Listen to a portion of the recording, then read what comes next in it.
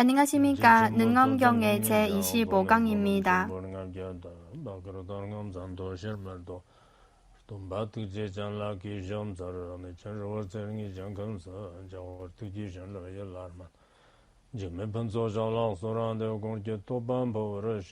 무상심심이머버 백천만급 난자우 악음문견득수지 원해 요래 진실이 모든 중생을 제도하기 위해 무상수승한 보리심을 내시기 바랍니다. 오늘도 이어서 능엄경을 배우겠습니다. 지금은 제2권의 내용을 배우고 있습니다. 앞에서는 이미 10곳에서 마음을 찾는 가르침과 10가지 보는 성품과 관련된 가르침을 배웠습니다. 그리고 지금은 중생의 개별의 업과 공동의 업의 이치를 배우고 있습니다. 앞에서는 견견, 지시, 견비, 시견, 이에 대해 좀 자세하게 배웠고 능엄경은 여러분도 잘 아실 건데 확실히 많은 대덕분이 능엄경을 통해서 깨달음을 얻었습니다. 앞에서도 우리가 많은 이야기를 배웠는데 이런 이야기가 아주 많습니다. 능엄경을 통해서 깨달음을 얻은 이야기는 아주 많습니다. 그래서 이번에 배우면서 여러분이 수업을 들을 때는 진지하게 열심히 집중해서 잘 듣고 그리고 만약에 이 법에 대해서 신심이 없거나 혹은 이 설법을 하는 사람에 대해 신심이 없다면 듣지 않아도 좋습니다. 경전에서도 부처님께서 만약에 신심이 없다면 듣지 않는 것이 더 좋다는 가르침도 있습니다. 부처님께서 직접 설하였습니다. 그래서 여러분이 집에서 듣거나 어디에서 듣거나 열심히 집중해서 잘 들으시기 바랍니다. 이번에 우리가 수업을 듣는 것은 비용을 받아서 듣는 것도 아니고 그리고 이것은 다 자발적으로 배우는 것입니다. 그래서 여러분이 들을 때 만약에 요리를 하면서 듣거나 혹은 음식을 먹으면서 듣거나 혹은 다른 사람과 이야기도 나누면서 들으면은 이것은 불법을 공경하지 않는 것입니다.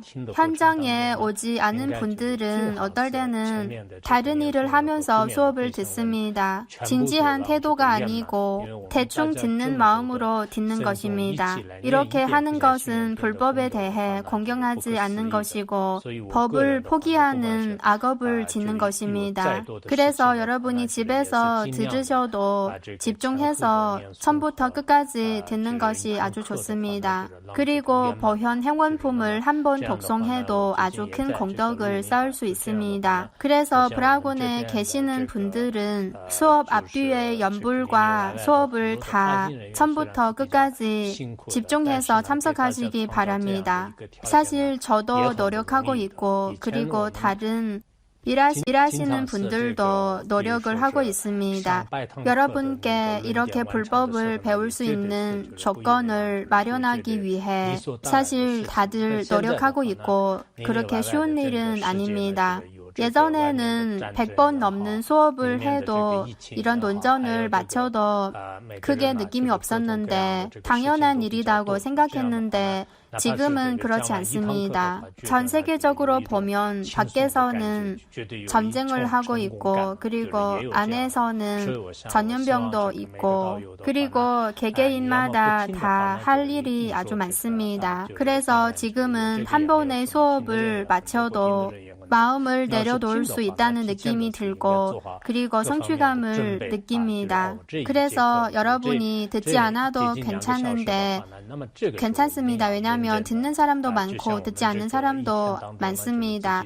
그래서 상관은 없는데 그러나 수업을 듣는 분들은 먼저 여러 가지 준비를 다 해놓고 한 2시간 정도의 시간 동안은 진지한 태도로 듣는 것이 아주 중요합니다. 만약에 하루에 본인한테 가장 중요한 일로 생각하면 본인한테 더 큰 도움이 될 거라고 생각합니다. 네, 사실 여러분이 다 열심히 하고 있습니다. 물론 사람마다 본인의 번뇌가 있고 괴로움이 있고 여러 가지 일을 처리해야 하는데 그러나 이렇게 법을 구하고 법을 배울 수 있는 기회는 확실히 얻기 아주 어려운 기회입니다. 이 말법 시대에 이런 법을 배울 수 있다는 것은 쉽지 않은 일이고 그리고 아주 중요한 일입니다. 이번에 능엄경을 배우면서 우리가 어떤 신분이든 이번 생 심지어 생생세세에 이 법을 널리 펼치겠다는 발언을 하시기 바랍니다. 많은 대덕분이 이런 말씀을 하신 적이 있습니다. 불법이 마지막으로 소멸되기 전에 먼저 능엄경이 소멸된다고 합니다. 만약에 능엄경이 이 세상에 있다면 이 불법은 소멸되지 않는다고 하였습니다. 다른 경전은 비록 이 세상에 있지만 그러나 만약에 능엄경이 이미 소멸됐다면 머지않아 불법 전체도 소멸될 것입니다.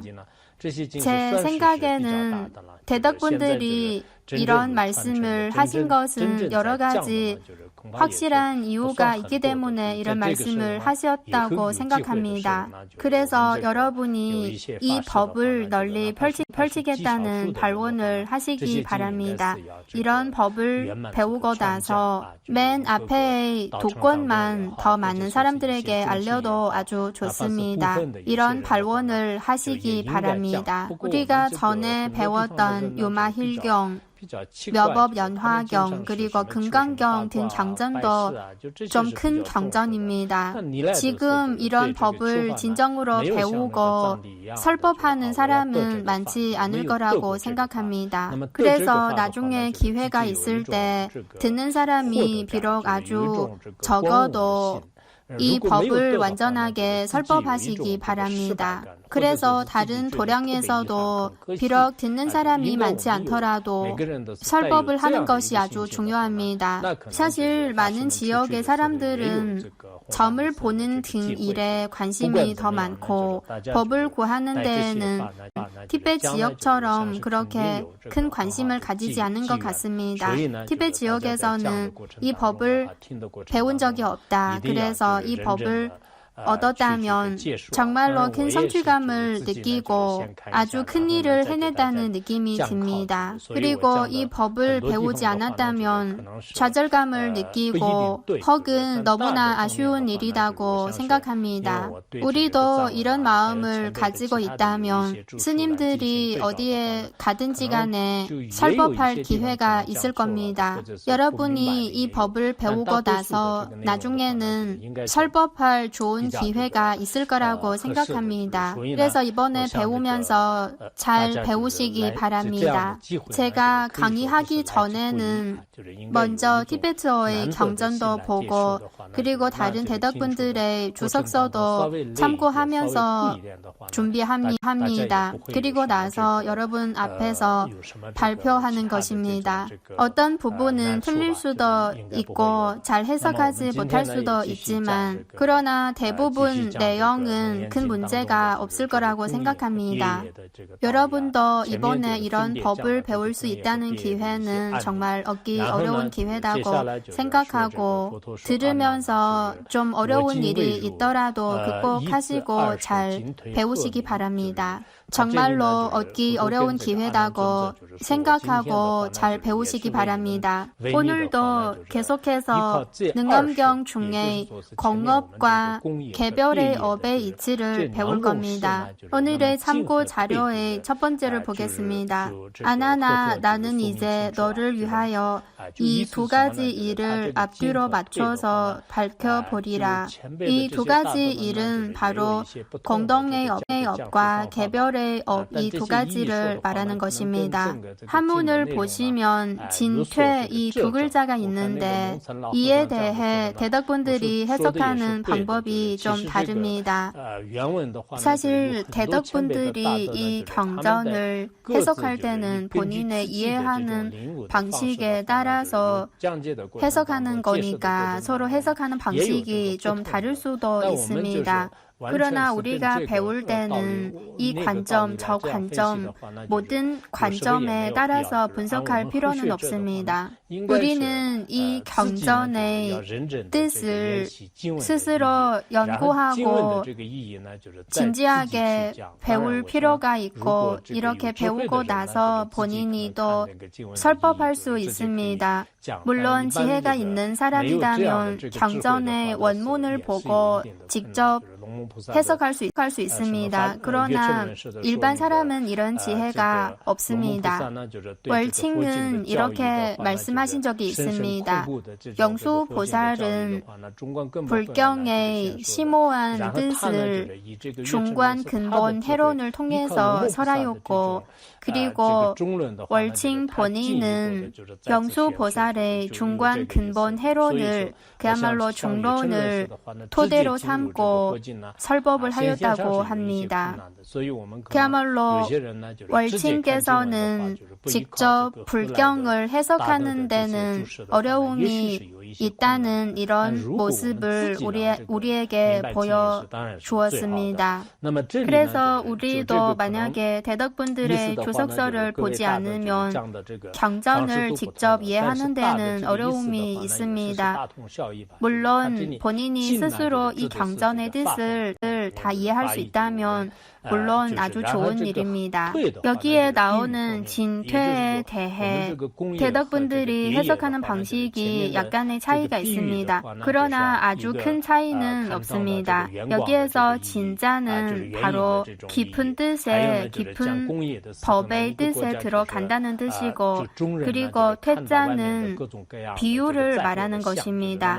그야말로 앞에서 공업과 개별의 업을 말할 때 비유를 들어서 설명했는데 개별의 업을 설할 때는 뒷무리를 통해서 설해였고 그리고 공동의 업을 설할 때는 한 나라의 중생들이 갖가지 상서롭지 못한 현상을 보는 비유를 통해서 해석하였습니다. 그리고 그 비유를 통해서 말하고자 하는 그 뜻은 바로 중생들은 무시 이래로 논병에 걸린 것처럼 보기에는 공동의 업과 개별의 업이 있지만 그러나 어떤 업이든 다 전생의 어리석음의 논병 때문에 형성된 것입니다. 그래서 여기서 진퇴는 뜻과 비유를 말하는 것이고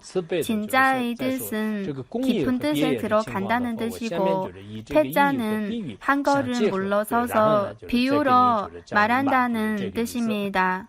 또 비유를 통해서 뜻을 표현하고 이 두 가지 방식을 번갈아서 뒷부분의 내용을 설할 겁니다. 이어서 나오는 내용은 개별의 업과 공동의 업을 자세하게 설명하는 내용입니다. 왜냐하면 앞에서는 부처님께서 견견, 지견, 지시, 견비, 시견의 이치에 대해 자세하게 설명을 하셨는데 여기서 부처님께서는 공동의 업과 개별의 업에 대해서도 뜻과 비유를 서로 결합해서 더 자세하게 설명해 주신다는 겁니다. 첫 번째 중간의 부분을 보겠습니다. 부처님께서 또 아난에게 말씀하셨습니다. 저 중생이 눈병이 개별업의 허망한 보는 작용으로 본 등빛에 나타난 등무리가 비록 경계와 유사하게 나타났을지라도 결국 저 보는 사람의 눈병으로 이루어진 것이다. 여기서는 개별업의 허망한 보는 작용과 공동업의 허망한 보는 작용 중에 개별업의 허망한 보는 작용을 먼저 설하는 것입니다.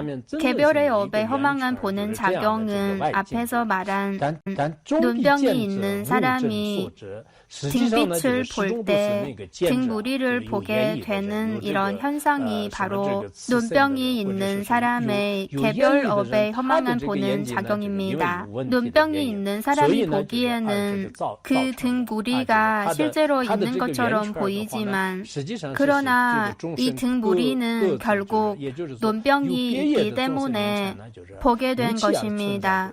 그래서 개별의 업을 가지고 있는 중생은 확실히 이런 현상을 볼 수 있지만 그러나 눈병이 없는 다른 중생들은 보지 못합니다.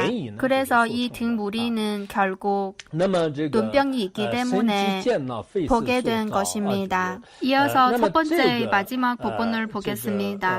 눈병은 허망한 보는 작용이고 이 보는 작용의 문제 때문에 등무리가 나타난 것입니다.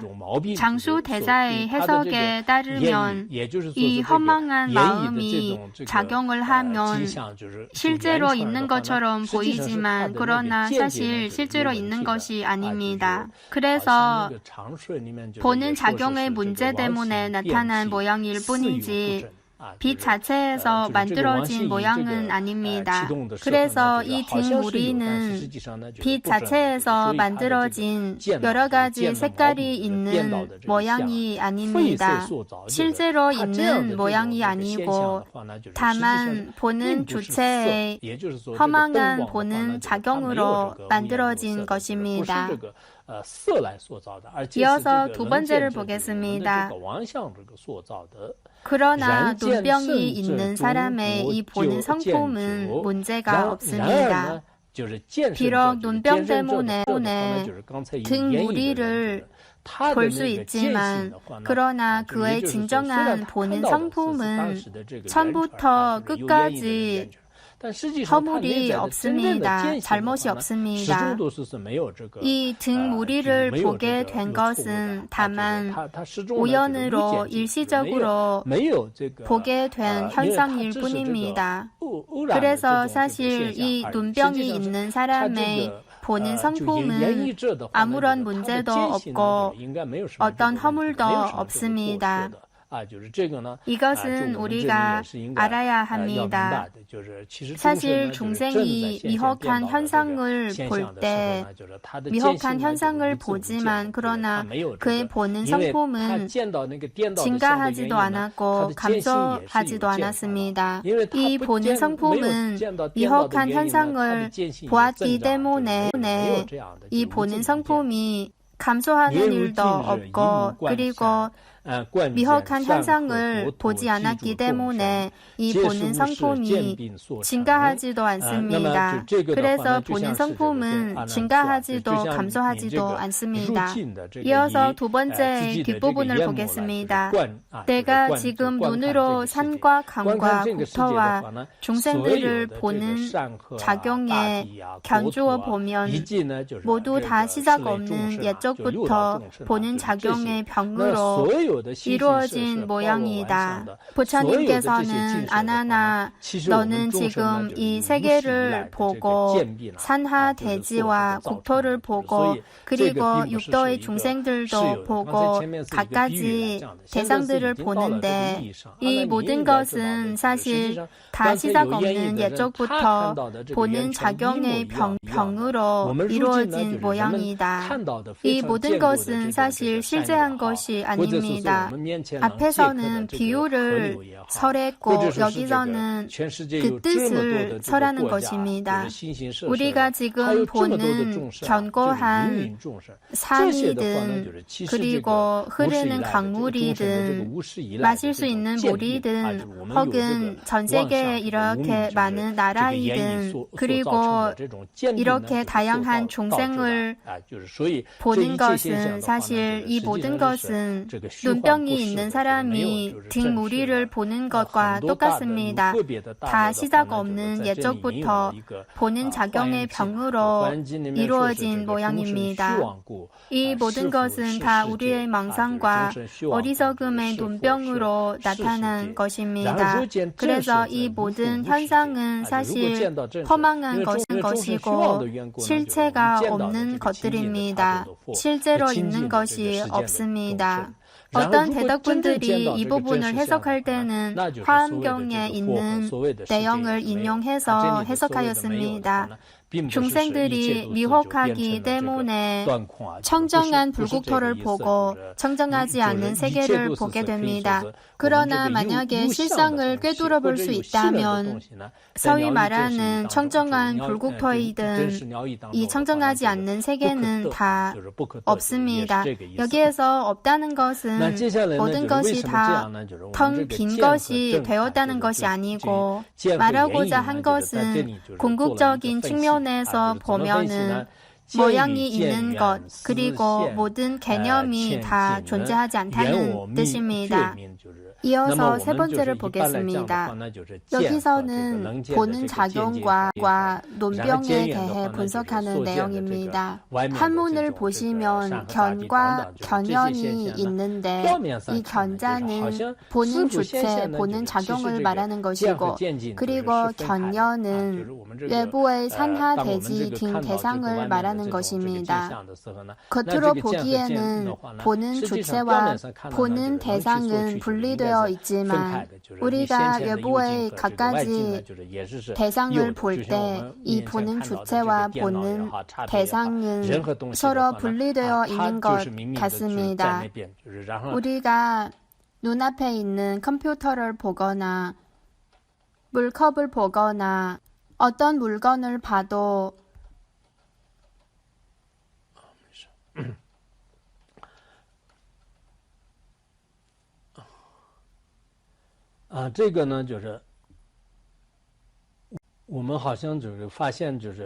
갖가지 현상을 볼 때도 이 외부의 대상과 마음은 서로 분리되어 있다고 생각합니다. 그러나 사실 이 모든 것이 나타나지만 그러나 우리 마음의 광명 외에 다른 것은 실제로 있는 것이 아닙니다.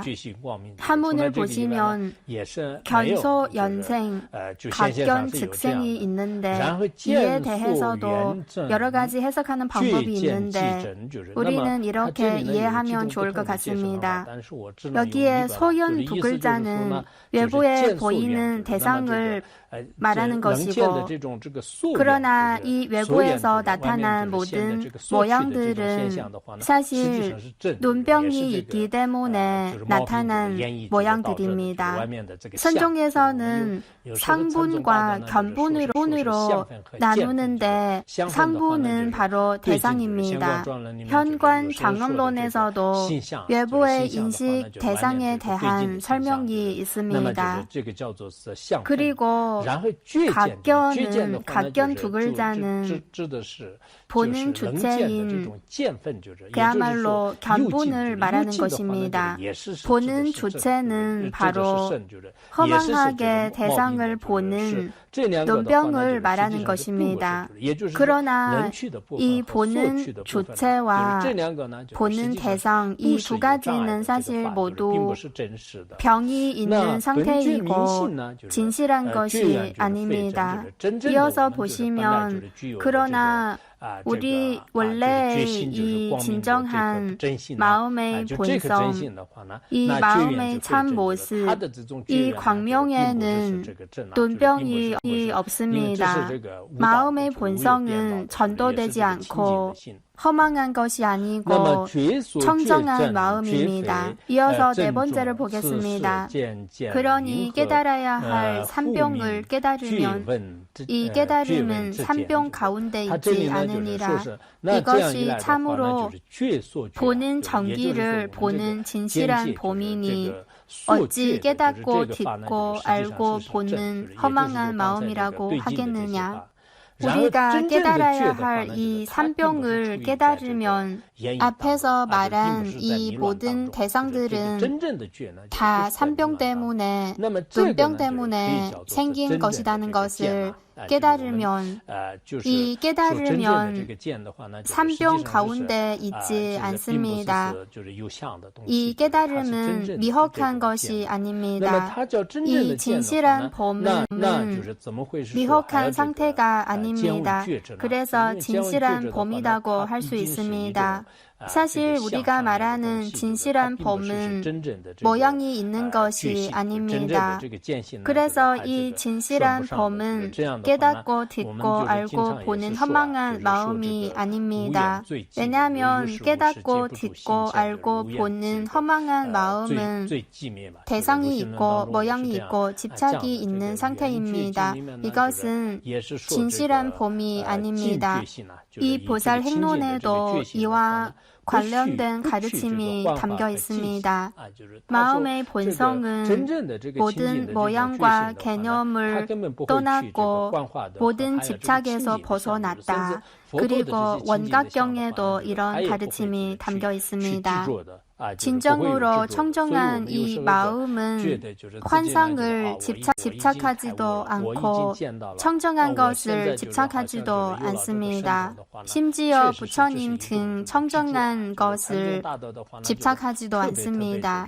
선종의 대덕들은 특별히 모든 집착을 다 버려야 한다고 강조하십니다. 모든 모양은 다 허망한 것이고 이 모양에 대한 집착은 다 버려야 합니다. 우리가 어떨 때는 본인이 이미 깨달음을 얻었다고 생각하거나 혹은 무엇을 봤다고 생각하고 신통력을 가졌다고 생각하지만 그러나 이것도 일종의 집착입니다. 어떨 때는 본인이 무엇을 깨달았다고 생각하는데 그러나 이렇게 말하는 것도 사실 합리적이지 않습니다. 특히 우리가 선종에서 말하는 마음의 본성을 깨달을 때 이때 본인이 나는 이미 깨달음을 얻었다 이렇게 강한 집착이 있다면은 이것은 합리적이지 않습니다. 왜냐하면 정말로 깨달음을 얻은 사람은 이때 보는 주체와 보는 대상을 능엄경에 있는 분석하는 방법에 따라서 분석해 보면 사실 다 얻을 수 없습니다. 물론 상대적인 측면에서 깨달음을 얻었다고 할 수는 있습니다. 그러나 어떤 사람은 이에 대해 아주 강한 집착을 가지고 있습니다. 본인이 아주 높은 경지에 도달했다고 생각하고 그리고 이런 경지를 많은 사람한테 알려줍니다. 사실 스님이든 일반 사람이든 본인의 수행의 경지나 본인의 생각으로 모르면서 아는 척하고 그리고 다른 사람의 미래의 일에 대해 어떻게 될 것이라고 말하면은 좋지 않습니다. 왜냐하면 업력과 관련된 일은 우리가 함부로 추측하지 않는 것이 더 좋습니다. 만약에 우리의 분별심으로 그는 아마 어떤 원인으로 어떻게 될 것이라고 이렇게 추측하는 것을 만약에 확실한 것으로 생각한다면 이것은 마치 가난한 사람의 집에 보물이 가득하다고 하는 것도 사실이 되는 것과 똑같습니다. 설령 우리가 정말로 어떤 수행의 경지가 있다고 해도 사실 고승 대덕분들을 보면은 그분들은 이런 경지를 드러내지 않습니다. 다른 사람 앞에서 나는 오늘 본존을 봤다. 그리고 꿈에서 무엇을 봤다고 하지 않습니다. 혹은 다른 사람 앞에서 당신은 전생에 업력, 전생에 어떤 중생을 죽였기 때문에 이번 생에 이렇게 된 것이다. 혹은 며칠 지나면 집에 어떤 일이 생길 것이다. 요즘 당신의 기분이 별로 좋지 않죠. 혹은 이번 생에 어떤 사람을 만난 적이 없냐. 대덕분들은 이런 말을 하지 않습니다. 사실 어떤 사람은 진정으로 지혜로 본 것이 아니고 대부분은 추측하는 것이고 혹은 그냥 맞춰보는 건데, 그러나 이런 식으로 다른 사람을 인도하면은 정말 좋지 않습니다.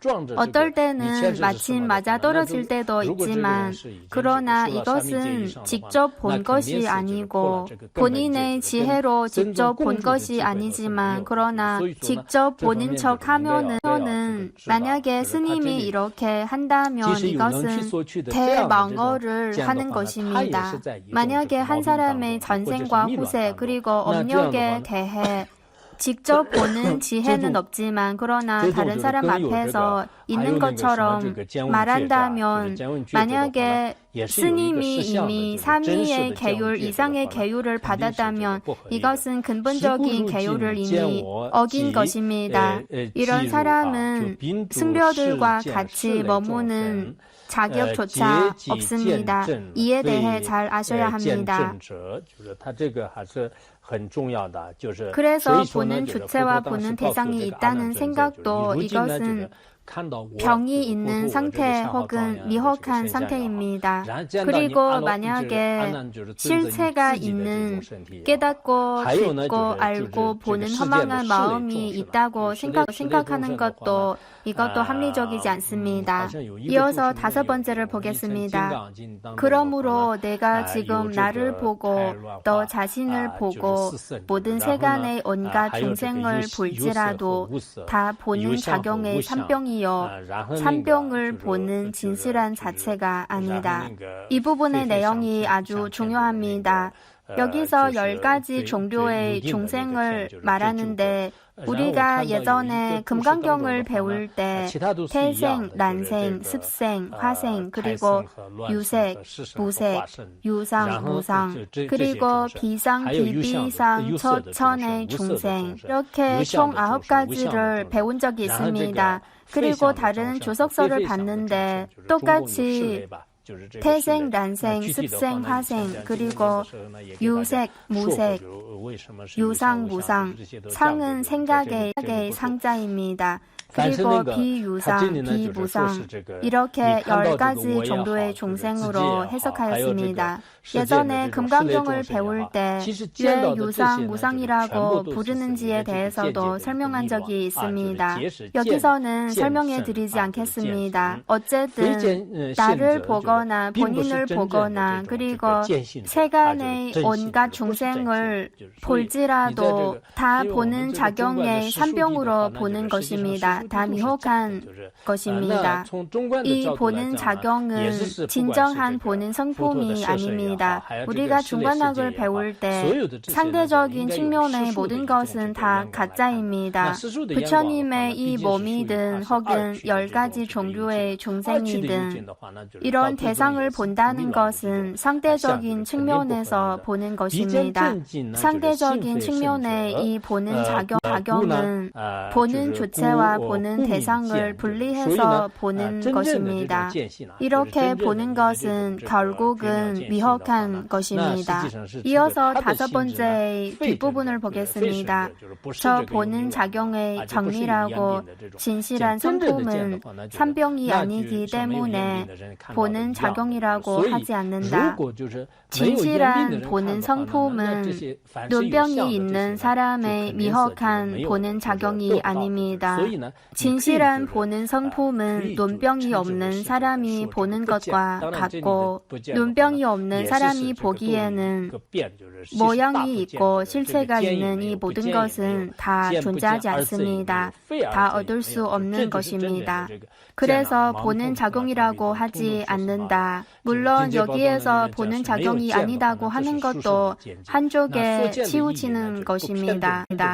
사실 진실한 보는 성품이 요즘에는 본다거나 보지 않는다 혹은 두 가지가 다 아니다는 이런 개념이 없습니다. 정해 보등론에도 이런 가르침이 있습니다. 본 것이 없는 것이 가장 수승한 봄이다. 그야말로 한쪽에 치우치지 않는 것이 진정한 봄이다. 앞에서는 개별의 업과 공동의 업 이 두 가지를 설하였는데 여기서는 두 가지를 결합해서 설하였습니다. 이어서 공동 몫의 허망한 보는 작용을 설할 겁니다. 어떤 대덕은 이 내용을 통해서 깨달음을 얻었다고 합니다. 서백선사라는 분이 있는데 이분의 일화는 가흥대장경에도 기록되어 있습니다. 그리고 서백선사의 어록에도 있습니다. 이 선사께서는 어렸을 때부터 고행을 하면서 수행을 아주 열심히 하였습니다. 서백선사의 어록을 보면은 이런 내용이 있습니다. 어떤 사람은 실상을 꿰뚫어 보고 집착에서 벗어나라고 하는데 그러나 김기가 높은 사람한테는 가능하지만 예를 들어 백정선사께서는 한마디의 화두를 통해서 이미 깨달음을 얻었는데 모든 집착에서 벗어날 수 있었습니다. 그러나 보통 일반 수행자들은 반드시 많은 노력과 공을 들여야 그만큼의 노력을 기울여야 이런 경지에 도달할 수 있다고 하였습니다. 선사께서는 어렸을 때부터 선지식을 만나서 선지식으로부터 두 구절을 얻었다고 하는데 어떤 구절인지 잘 모르겠는데 아마 연불과 관련된 구절일 겁니다. 그래서 이 두 구절을 끊임없이 염송하여 입안이 허를 정도로 염송하였다고 합니다. 아주 열심히 염송하였습니다. 그리고 나중에 한 선서로부터 능엄경을 들었고 능엄경을 배우면서 개별의 업과 공동의 업 여기까지 배울 때 문득 깨달음을 얻었다고 합니다. 그러나 이때 얻은 깨달음은 가장 높은 경지가 아니고 공성을 깨달았지만 그러나 이때의 공은 있다는 유자, 유의 반면의 공입니다. 그리고 많은 지역을 다니면서 또 운문선사라는 분을 만나게 되었습니다. 이분은 명나라 때 아주 유명한 선사입니다. 운문선사로부터 법을 얻었습니다. 지수, 화풍, 4대로 뭉쳐진 이 몸은 실제하지 않고 그리고 연불하는 사람도 실제하지 않고 나라는 자체도 어떻게 실제하지 않는지 이런 가르침을 얻었습니다. 그리고 나서 완전한 깨달음을 얻었고 깨달음을 얻고 나서 곳곳에 다니면서 중생을 이롭게 하였습니다. 아주 높은 경지에 도달했지만 그러나 중생을 이롭게 하는 일은 내려놓지 않았습니다. 만년대 역시 부들 방석과 다른 세 가지 물건만 들고 중생을 이롭게 하러 다녔습니다. 고행을 하였습니다. 이렇게 7년 동안 그 한 벌의 옷을 벗은 적이 없다고 합니다. 그리고 아마 13년 동안 잠을 자지 않았다고 합니다. 이렇게 높은 경지에 도달하고 나서도 계속 끊임없이 열심히 수행을 하였습니다. 결국은 입적하셨습니다. 그러나 지금 사람들은 만약에 어느 정도의 깨달음을 얻었다면 자량을 쌓는 일도 필요 없고 죄업을 없애는 일도 필요 없다고 생각하고 심지어 더 이상 수행할 필요도 없고 불법을 배우고 사유할 필요도 없다고 생각합니다. 만약에 이렇게 생각한다면 앞에서 말한 서백선사와는 확실히 큰 차이가 있습니다.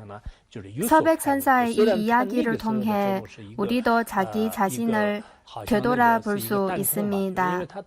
우리도 두 가지 측면에서 자기 자신을 되돌아볼 수 있습니다. 하나는 선사께서는 아주 어렸을 때부터 불법을 배우고 그리고 공동의 업과 개별의 업의 부분을 배울 때 이미 어느 정도의 깨달음을 얻었습니다. 아마 그때 깨달은 것은 유에 대하는 단공, 그야말로 유의 반대의 그 공을 깨달은 것입니다. 그래서 그때는 업과 인과의 법칙도 다 존재하지 않다고 생각하고 그런 상태였고 그리고 큰 병에 걸렸고 병이 회복되고 나서 또 계속해서 선지식을 찾아다녔습니다. 선사께서는 공업과 개별의 업의 내용을 통해서 깨달음을 얻었는데 우리도 이 부분을 배웠는데 우리도 체득한 바가 있는지 사유해 볼 필요가 있습니다. 그리고 또 다른 하나는 우리가 마음의 본성을 어느 정도 깨달았고 체득한 바가 있고 그리고 어떤 느낌이 있을 때 혹은 진정으로 이미 깨달음을 얻었다면 이럴 때 우리가 차량을 쌓는 수행을 절대로 포기하면 안 됩니다. 사실 옛날의 대덕분들은 그분들의 깨달음의 경지가 높을수록 인과응보의 취사 선택을 더 신중하게 하고 그리고 선행을 닦는데 더 열심히 합니다. 만약에 어떤 사람이 본인이 이미 깨달음을 얻었다고 생각하지만 그러나 예전보다 더 게을러졌고 마음이 더 산란해지고 나쁜 행동도 하게 되면 이것은 깨달음을 얻은 것이 아니고 귀신에 홀린 것입니다. 본인의 상태를 잘 살펴볼 필요가 있습니다.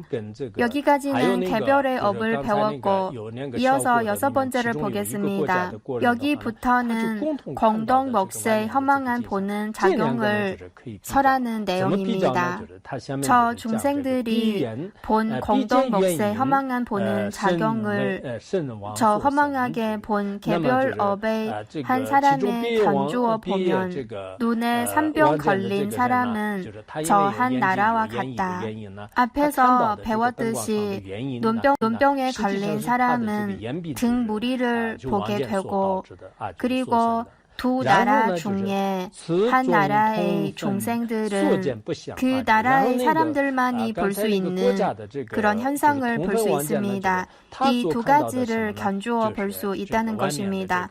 어떻게 보는 것일까요? 이어서 보겠습니다. 이어서 6번째 뒷부분을 보겠습니다. 또 저 한 사람이 본 등 무리는 산병으로 허망하게 생긴 것이다.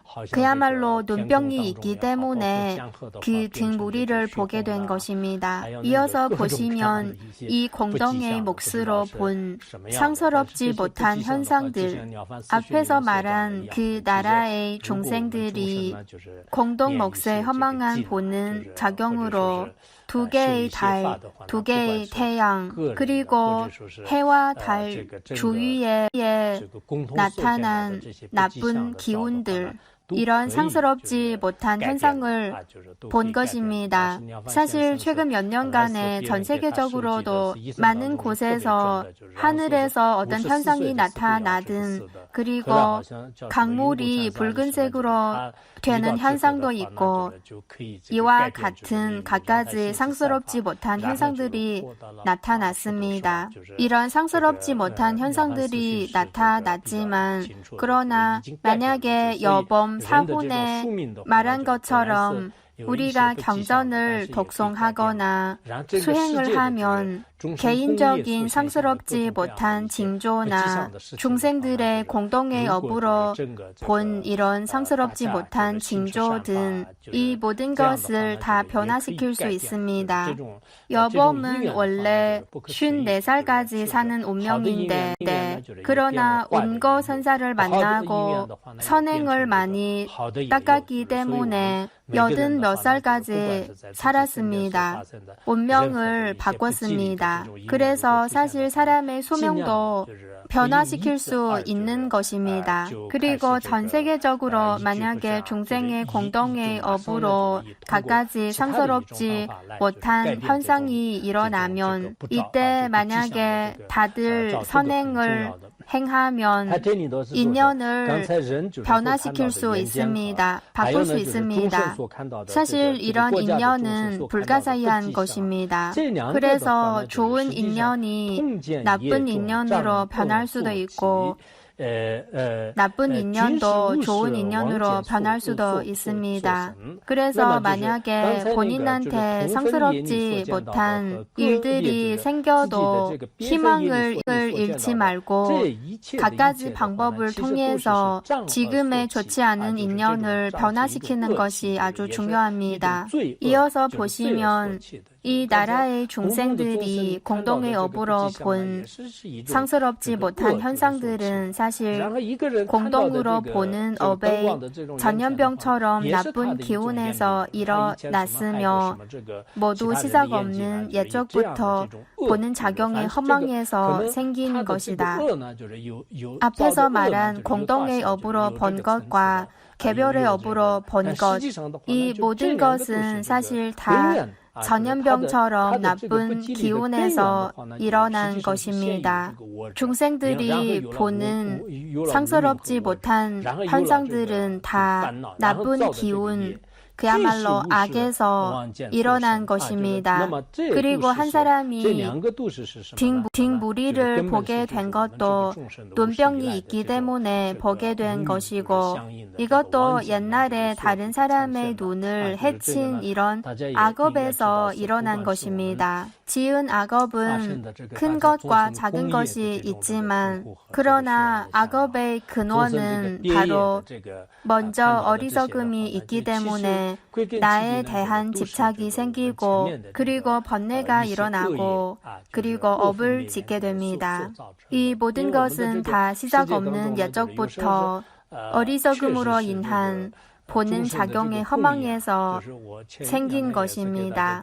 그래서 중생들이 공동의 업으로 공동으로 느끼는 고통이든 보게 된 허망한 모양이든 중생의 개별의 업으로 보게 된 것이든 이 모든 것은 끝내 전에 지은 악업에서 생긴 것입니다.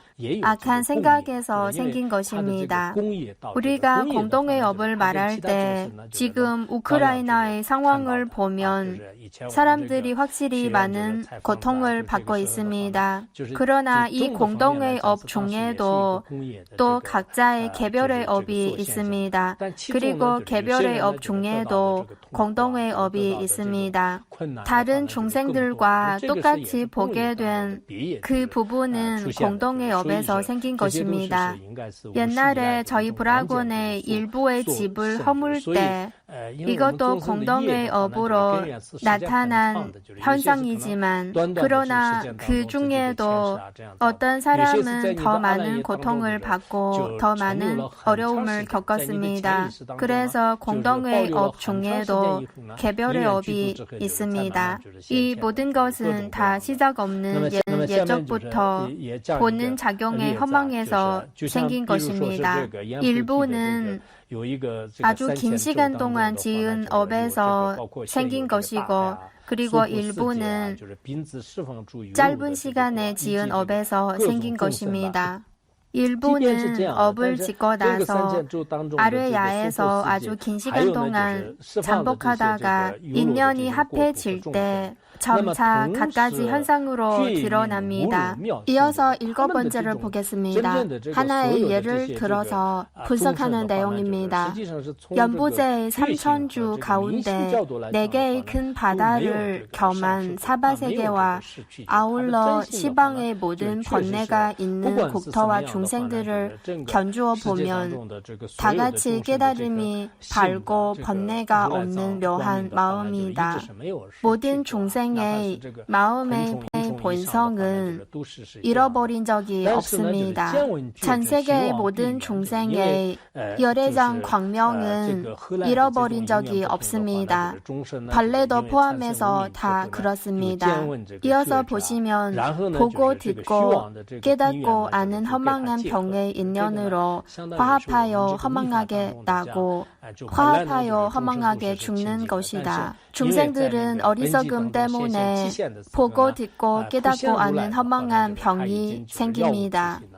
마치 밀법에도 이런 가르침이 있습니다. 중생들은 원래 청정한 것인데 일체 만법의 토대에서 갖가지 현상이 나타납니다. 거현 열애께서는 이미 마음의 참 모습을 깨달았지만 그러나 중생들은 아직 마음의 참 모습을 깨닫지 못했습니다. 이런 허망한 병의 인연으로 화합하여 허망하게 나고 화합하여 허망하게 죽는 것이다. 갖가지 인연이 합해지면 화합하여 허망하게 나고 그리고 또 갖가지 인연이 합해지면 또 허망하게 죽습니다. 그래서 중생들은 이 세계에서 끊임없이 나고 죽는 과정을 되풀이하고 육도 윤회 속에서 끊임없이 윤회하게 됩니다. 속고승전에 이런 일화가 있습니다. 본지라는 스님이 있는데 본래의 지혜의 본지. 그는 12살에 출가를 하였고 그리고 전문적으로 화엄경을 배웠습니다. 그리고 아주 잘 배우셨습니다. 그리고 19살에 소개를 하였고 많은 성지에 가서 각 종파와 각 학파의 선지식을 따라서 배웠고 그러나 아직은 마음의 본성을 완전히 깨닫지 못했습니다. 그리고 나서 12년 동안 선수행에 공을 들이고 열심히 선수행을 하였습니다. 그리고 나서 마음의 본성에 대해 어느 정도 깨달았습니다. 깨달은 후에 불법을 전파하는 일을 하셨습니다. 그때 한 국왕이 그를 알게 되었고 그에 대해 신심이 생겨서 자기 나라로 초청했습니다. 본지 스님께서 이 나라에 갔을 때는 그 나라의 사람들은 행복하게 살고 있고 아주 부유한 나라였습니다. 이때 스님께서는 당신의 나라가 이렇게 부유한 것은 어떤 인연으로 생긴 것인가? 국왕은 삼복의 공양을 올렸기 때문에 삼복의 가피로 이렇게 된 것이라고 대답하였습니다. 그리고 스님께서는 만약에 삼복의 공양을 올린다면 왜 스님을 볼 때 예를 올리지 않느냐? 아마 본인이 국왕이기 때문에 스님을 그렇게 공경하지 않은 모양입니다. 그래서 국왕이 자리에서 내려와서 본지 스님께 정례를 드렸습니다. 그리고 나서 국왕의 어머니는 스님께 능엄경을 설법하시라고 청했습니다. 두 권도 아직 마치지 못했을 때 어느 날 스님께서는 이런 말씀을 하셨습니다. 나고 죽는 것 그리고 억울감 이 모든 것은 눈병이 있기 때문에 보게 된 것이다. 그야말로 나고 죽는 것이든 오고 가는 것이든 이 모든 것은 다 눈병 때문에 보는 것이지 눈병에 걸린 사람이 보는 것입니다. 눈병에 걸렸기 때문에 보는 것입니다. 사실 마음의 본성을 깨닫고 나서 보면 나고 죽는 등 모든 것은 다 없는 것입니다. 이렇게 말하고 나서 나는 화정세계에 간다. 이렇게 말씀하시고 나서 앉은 자세로 입적하셨습니다. 이런 일화가 있습니다. 앞에서 말한 화합하여 허망하게 나고 화합하여 허망하게 죽는 것은 사실 우리가 어리석음과 번뇌가 있기 때문에 생긴 것이고 그리고 또 이 때문에 이 세상에서 끊임없이 윤회 속에서 떠돌아다니게 됩니다. 끊임없이 윤회하게 됩니다. 그러나 마음의 본성을 깨닫고 나서 보면 이 모든 것은 눈병이 있는 사람이 눈병 때문에 보게 된 것입니다. 여기서 나오는 논병의 생자는 이 한자 생자는 논병의 뜻인데 그러나 위에는 생자이고 그리고 또 밑에는 목자이네요. 이어서 8번째를 보겠습니다. 만일 모든 화합하는 인연과 화합하지 않는 것을 멀리 벗어날 수 있다면 온갖 나고 죽는 원인을 멸하여 없앨 수 있다. 그야말로 만약에 우리가 모든 화합하는 인연과 화합하지 않는 것을 멀리 벗어날 수 있다면 이 온갖 나고 죽는 원인을 없앨 수 있다는 것입니다.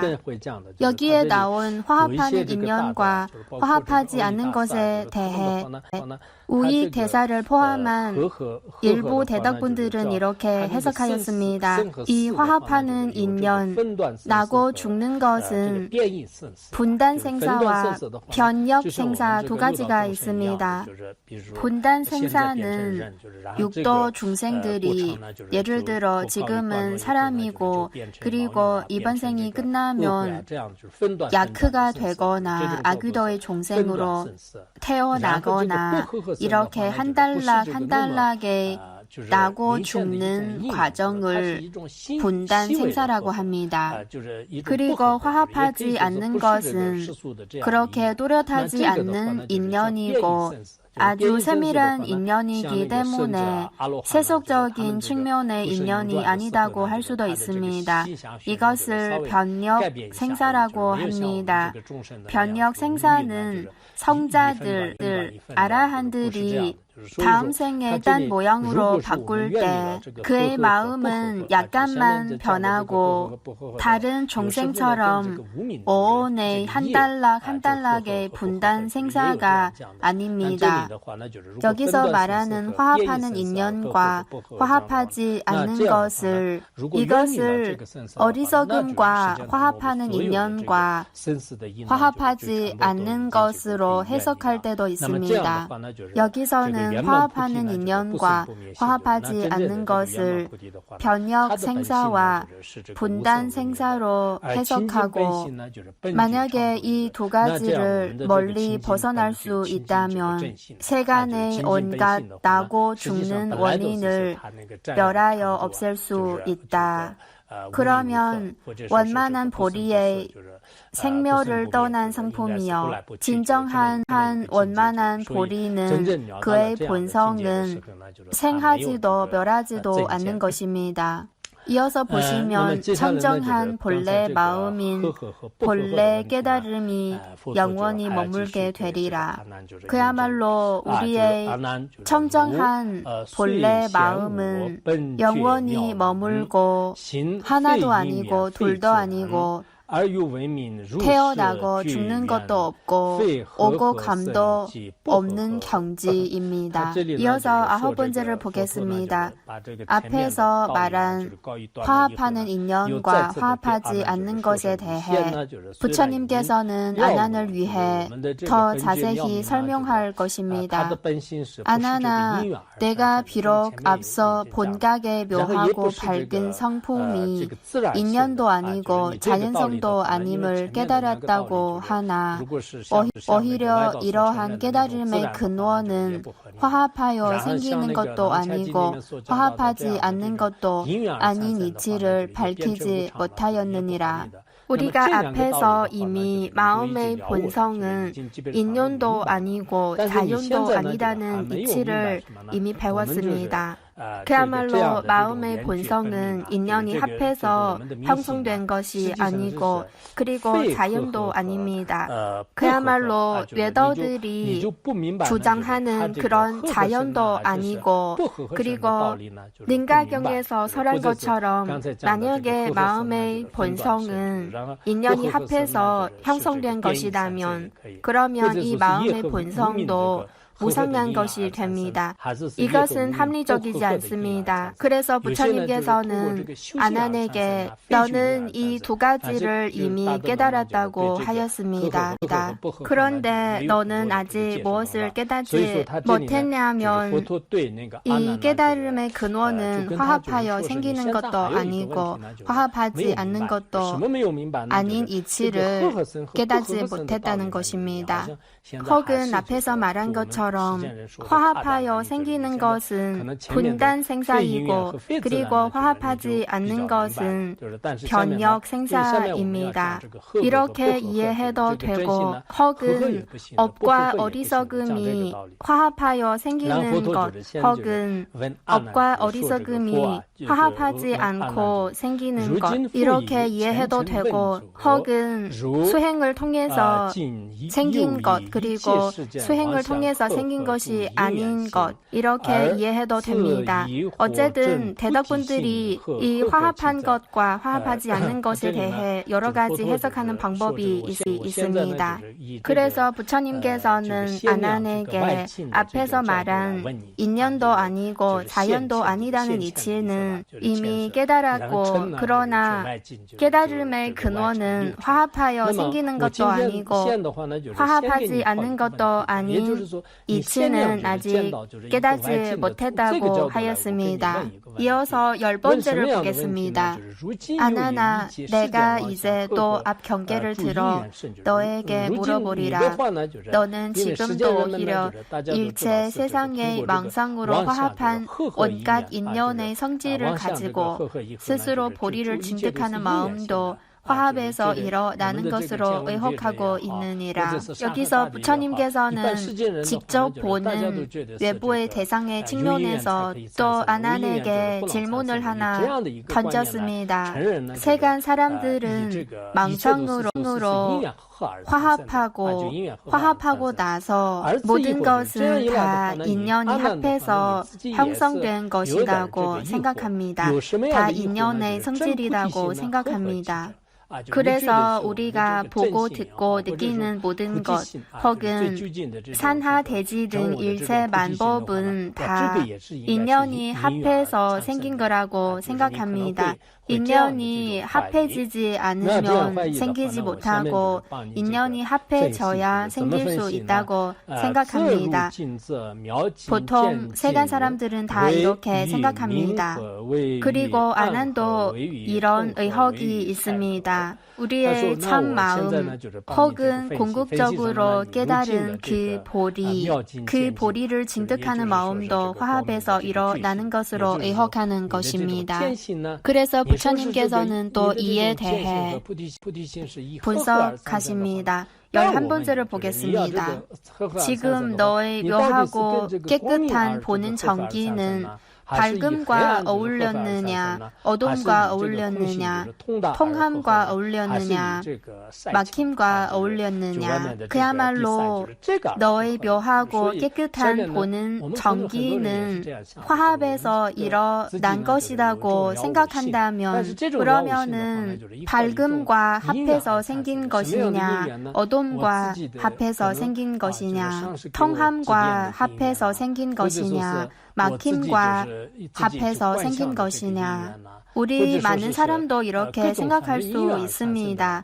만약에 우리가 마음의 본성을 깨달았다면 이 깨달음은 어떤 인연으로 생긴 것이라고 생각할 것입니다. 스승님의 가르침 혹은 본인이 수행하는 인연, 어쨌든 여러 가지 인연으로 생긴 것이라고 생각할 것입니다. 본인이 얻은 이 깨달음은 어떤 인연에서 생긴 것이라고 생각할 것입니다. 만약에 인연에서 생긴 것이라면 반드시 화합해야 생길 수 있습니다. 그러면 도대체 무엇과 합해서 생긴 것인가? 이에 대해 분석하는 내용입니다. 능엄경은 사실 공의 측면에서 추리를 통해 사람들의 실체가 있다는 관점을 법을 뒤집는 가르침입니다. 물론 마음의 본성 혹은 깨달음이 존재하지 않다는 것은 아닙니다. 그러나 마치 중관 근본 해론에서 추리를 통해 어떤 것을 분석해 봐도 부처님이든 부처님의 상호이든 어느 법을 분석해도 결국은 다 공성이고 티끌 하나조차 성립되지 못합니다. 그래서 능엄경에서는 갖가지 비유와 방식을 통해서 분석하고 결국은 보는 성품 혹은 마음의 본성의 본체는 실체가 없다는 결론을 내립니다. 불교를 배우는 사람이라면 이런 이치를 알아야 합니다. 예를 들어 우리가 위가 아플 때 위 안에 아프는 무언가가 어떤 물건이 아프는 무엇이 있다고 생각합니다. 이것을 계속 소화하지 못한다고 생각합니다. 마찬가지로 우리의 보는 성품도 마음에 있는 무엇이라고 생각합니다. 말로는 표현하지 못하지만 그러나 무언가가 있다고 생각하는 것입니다. 그러면 이 보는 성품을 실체가 있는 것으로 생각하는 것입니다. 만약에 실체가 있는 것으로 생각하고 그리고 이런 잘못된 생각을 고치는 좋은 약이 없다면 이것은 정신적인 악성 종양이 됩니다. 그리고 점점 악화되고 결국은 끝없는 재앙을 초래합니다.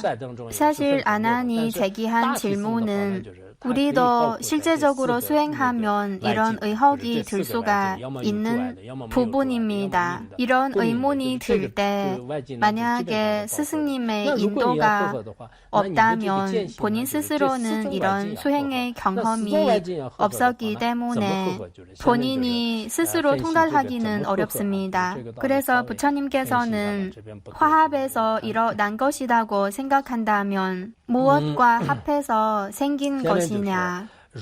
앞에서 말한 밝음, 어두움, 통함과 막힘은 이 네 가지로 예를 든 것이고 이 네 가지 외에도 각가지 인연이 있습니다. 예를 들어 밝음에도 여러 가지 밝음이 있고 그리고 어두움에도 여러 가지 어두운 것이 있는데 그러나 크게 보면 이 네 가지로 대부분 사물을 거의 다 포함시킬 수 있습니다. 만약에 이 네 가지와 어울렸다면 도대체 어떻게 어울린 것이냐? 이어서 이에 대해 분석할 것입니다. 이어서 12번째를 보겠습니다. 만일 밝음과 어울렸다면 또 너는 밝은 것을 보아라. 밝은 것이 바로 눈앞에 닿아 있으니 어느 곳에 보는 전기와 섞였느냐. 만약에 묘하고 깨끗한 보는 전기는 화합하여 생긴 것이라면 예를 들어 밝음과 화합하였다면 이 밝음과 어떻게 화합했는지 잘 살펴보아라. 여기서는 밝음을 말했는데 사실 어둠도 마찬가지입니다. 그리고 밝음에도 여러 가지가 있고 그리고 또 예를 들어 핸드폰도 있고 물병도 있고 컴퓨터도 있고 혹은 불상 등 많은 사물이 있습니다. 그래서 밝음도 딱 하나의 무언가가 아니고 많은 사물을 대표할 수 있습니다. 그래서 밝음과 어울렸다면 어디서 보는 전기와 섞였느냐.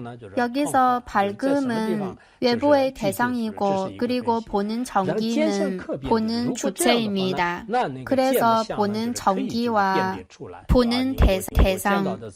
보는 대상은 바로 밝음이고 이 두 가지가 어디에서 섞였느냐. 이어서 보시면 보는 전기와 밝은 모양은 가려낼 수 있을 테니 섞인 것은 어떤 현상이냐. 그야말로 만약에 이 두 가지가 섞였다면 그러면 보는 전기와 밝은 모양을 가려낼 수 있어야 합니다. 밝은 것이 그것이고 그리고 보는 전기는 이것이다. 이렇게 가리킬 수 있어야 합니다. 그야말로 두 가지가 섞여 섞였다고 하니까 보는 정기는 보는 주체의 측면에서 말하는 것이고 이것을 가려낼 수 있어야 하고 그리고 보는 대상은 밝음이고 이 보는 대상의 형상도 가려낼 수 있어야 합니다. 그러나 이 두 가지를 가려내기는 아주 어렵습니다. 이어서 13번째를 보겠습니다. 만일 밝은 것이 보는 전기가 아니라면 어떻게 밝은 모양을 보겠느냐? 그리고 만일 밝음이 곧 보는 전기라면 어찌 보는 전기 자체를 보겠느냐? 그야말로 만약에 밝음이 곧 보는 전기다면 외부의 대상을 보는 것이 아니고 스스로 보는 전기 자체를 보는 것이 됩니다. 그러면 이것은 밝음과 섞여서 보게 된 것이 아닙니다. 그래서 어떻게 보는 전기 자체를 볼 수 있습니까? 이어서 13번째 뒷부분을 보겠습니다. 만일 분명 보는 전기가 원만하다면 어느 곳에 밝음과 어울렸느냐? 어떤 조석서에서는 이 원만을 두루 가득하다는 뜻으로 해석했습니다. 그야말로 만약에 이 보는 전기가 모든 것에 두루 가득하다면 어느 곳에 밝음과 어울렸느냐? 이 보는 전기가 모든 것에 두루 가득하기 때문에 사실 어느 곳에 밝음과 섞였는지 구별하지 못합니다. 어떻게 섞였는지도 말하기 어렵습니다. 이어서 보시면 만일 밝음이 원만하다면 당연히 보는 전기와 어울리지 못한다. 만약에 이 밝음이 모든 것에 두루 가득하다면 그러면은 그는 보는 전기와 섞인 적이 없습니다. 이어서 14번째를 보겠습니다. 만약에 보는 전기와 밝음과 다르다면 섞이면서 보는 전기와 밝음 이 두 가지를 다 잃게 된다. 그야말로 만약에 보는 대상인 밝음과 보는 주체인 보는 전기 이 두 가지가 서로 다른 사물이라면 이 두 가지가 섞이면 사실 보는 전기와 밝음 이 두 가지의 명분을 다 잃게 됩니다. 왜냐하면 둘이 서로 따로 분리되어 있기 때문에 마치 호랑이와 야크 두 가지를 한데 섞는 것과 같습니다. 그야말로 보는 전기도 하나의 본체이고 밝음도 하나 본체이다면 이 두 가지가 섞이게 되면 보는 전기와 밝음 이 두 가지가 다 본성을 잃게 되니까 보는 성품이 밝음과 서로 화합한다는 것은 합리적이지 않습니다. 만약에 이 밝음과 보는 전기가 섞이게 된다면 그러면은 밝음의 본성도 잃게 되고 보는 전기의 본성도 잃게 됩니다. 그렇다면 앞에서 말한 보는 전기와 밝음이 이 두 가지가 섞이게 된다는 것은 합리적이지 않습니다. 마찬가지로 이어서 보시면 어둠과 통함과 막힘과 어울린 경우도 밝음과 어울린 예와 마찬가지입니다. 그래서 마음의 본성을 깨달은 것이 앞에서 말한 네 가지와 화합하여 일어나는 것이라고 말할 수가 없습니다. 오늘은 여기까지 마치겠습니다. 감사합니다.